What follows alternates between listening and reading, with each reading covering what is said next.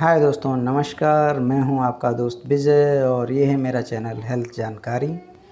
दोस्तों, आज की इस भाग दौड़ भरी ज़िंदगी और अनियमित जीवन शैली के कारण बहुत से लोग डायबिटीज़ के शिकार हो रहे हैं, जो कि एक बहुत ही चिंता का विषय है।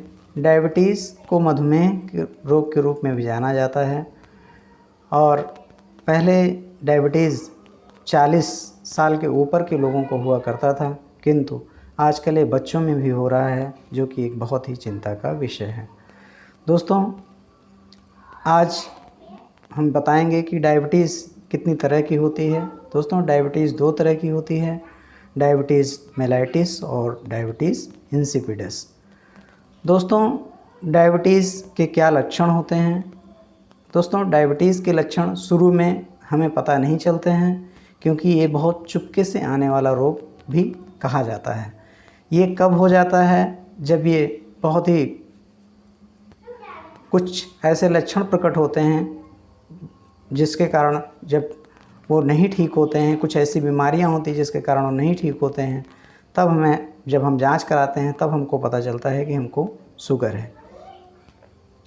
दोस्तों, मधुमेह के क्या लक्षण होते हैं, चलिए बात करते हैं। दोस्तों, मधुमेह के रोगी को थकान बहुत अधिक लगती है और थकान पैर के निचले हिस्से पे ज़्यादा होती है। और डायबिटीज़ के मरीज़ को भूख भी अधिक लगती है। बार बार खाना खाता है वो, ठीक है, बार बार खाना खाने के बाद भी उसका वज़न नहीं बढ़ता है, वज़न धीरे धीरे कम होता जाता है। ज़्यादा प्यास लगती है और प्यास सामान्यतः रात में लगती है। और चोट या ज़ख्म हो जाने पर वो जल्दी ठीक नहीं होता है। बार बार शरीर पर फोड़े या फुंसियाँ निकल आती हैं। हाथ पैरों में भी झंझनाहट सी होने लगती है। और डायबिटीज़ का मरीज़ बार बार पेशाब करता है, और यदि उसको शुगर ज़्यादा हो जाता है तो वो जहाँ पेशाब करता है वहाँ पर चींटियाँ भी लगने लगती हैं। खून में शुगर की मात्रा कितनी होती है, चलिए हम इस विषय पर बात करते हैं। दोस्तों, शुगर को हम 3 तरह से कराया जा सकता है, 3 तरह से इसकी जांच कराई जा सकती है। एक तो फास्टिंग होती है और एक पीपी होती है, पीपी मीन्स पोस्ट पेरिंडियल, और एक रैंडम होती है। दोस्तों, फास्टिंग शुगर हमको खाली पेट कराना होता है और खाली पेट शुगर की मात्रा लगभग 70 मिलीग्राम तक होनी चाहिए, और खाने के 2 घंटे बाद जो शुगर हम लोग कराते हैं उसकी मात्रा 140 मिलीग्राम तक होती है। और दोस्तों, रैंडम जब हम कराते हैं तो रैंडम में मात्रा 140 तक होती है, 70 से 140 के बीच में रहती है। दोस्तों,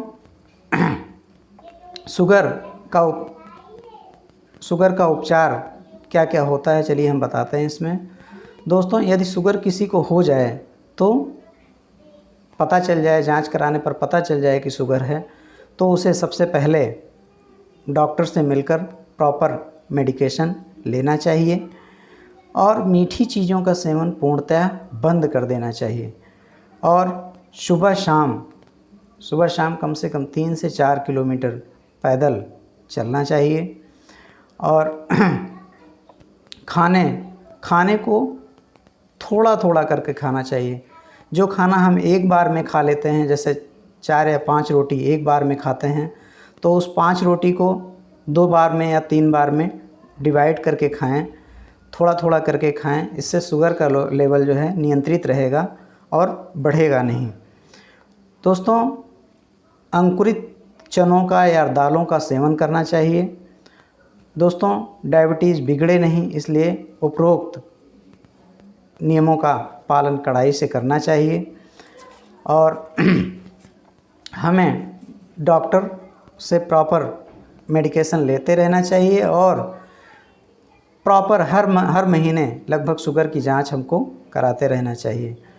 डायबिटीज़ ज़्यादा बिगड़ जाने के कारण हमें इंसुलिन का सहारा लेना पड़ता है, जो कि एक तरह का हार्मोन्स होता है जो हमारी शुगर को नियंत्रित करता है। लेकिन इंसुलिन जो स्पेशलिस्ट होते हैं डायबिटीज़ के स्पेशलिस्ट हों उन्हीं की मतलब सलाह पर लेना चाहिए। और कितनी मात्रा लेनी है उसका भी बहुत ध्यान रखना चाहिए, क्योंकि यदि शुगर कम हो जाए तब भी दिक्कत हो जाएगी। यदि कम हो जाता है शुगर तो मरीज को बेहोशी आ सकती है, मुंह से झाग आ सकता है। ठीक है, तो इस चीज़ों का ध्यान रखना चाहिए। और दोस्तों शुगर नियंत्रित रहे इसके लिए प्रॉपर डॉक्टर की सलाह लेते रहना चाहिए। दोस्तों आशा है ये जानकारी आपको काफ़ी पसंद आई होगी और ये आपको लाभ पहुंचाएगी। स्वस्थ रहें, मस्त रहें और देखते रहें मेरा चैनल हेल्थ जानकारी। और इस चैनल को लाइक और सब्सक्राइब कर दें ताकि मेरे आने वाले लेटेस्ट वीडियो आपको जल्दी से जल्दी मिल जाएं। थैंक यू, धन्यवाद, नमस्ते।